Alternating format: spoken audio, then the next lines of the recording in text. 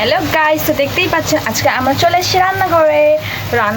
আজকে আমি দেখতেই পাচ্ছেন আমরা চিংড়ি মাছগুলো সুন্দর করে কেটে কেটে নিয়ে নুন হলুদ দিয়ে আর সাদা সর্ষে একসাথে মিক্সড করে রেখেছিলাম।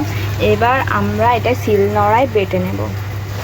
তো গাইস দেখতেই পাচ্ছেন এখানে আমি খুব ঘেমে গেছি, আর এখানটায় আমি শিলনোড়া বাটতে বাটতে এইটুকুনি বাটতে পেরেছি। আমার মনে হয় না এর থেকে বেশি আমি বাটতে পারবো, ওই জন্য আমি এখানটায় মিক্সির ব্যবহার করে নিয়েছি।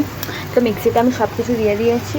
এবার এটাকে আমরা মিক্সিতে দু রকমের সরষে দিয়ে দিয়েছি, আর সব সরষে একসাথে দিয়ে দিয়েছি। আর অল্প পরিমাণ মতন কাশ্মীরি গুঁড়ো লঙ্কা দেবো, আর দেবো যে এখানটায় হলুদ গুঁড়ো।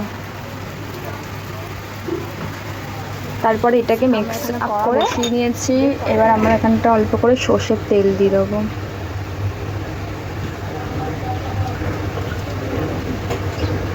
সর্ষের তেলটা একটু গরম আমরা আস্তে আস্তে পেস্টটা দিয়ে দেবো।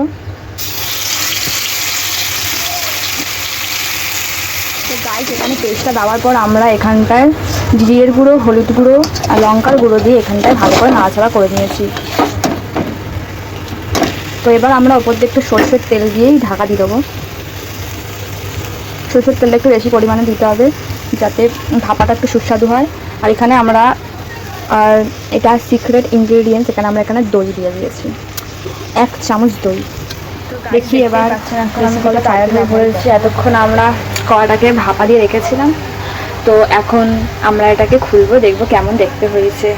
তো আমি ভাবছি যে নেক্সট টাইম থেকে আমি আর রান্নাই করবো না। এটাতে এতটা খাটনি, প্রথমে শিলনোড়ায় করলাম তখন তো কিছু হলোই না, আবার মিক্সিতে বাটি ভুলে গেছে, আবার সব ট্রান্সফার করা, আবার ছোটো বাটিতে ঢালতে হলো, অনেক ঝামেলা। নেক্সট টাইম থেকে আমি আর চিংড়ি মাছের ভাপাটা করবো না, কিন্তু জানি না খেতে কেমন হয়েছে। এবার দেখে নিই ঢাকনাটা খুলে।